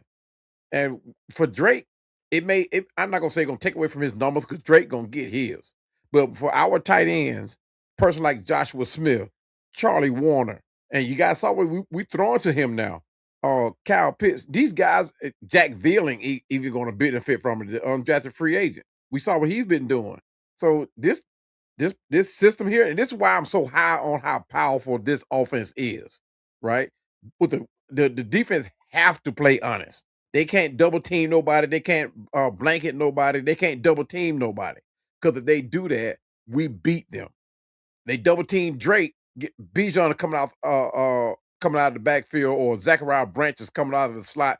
We're gonna beat them. Kyle Pitts is going across the middle. They can't blanket no more. They can't double team no more.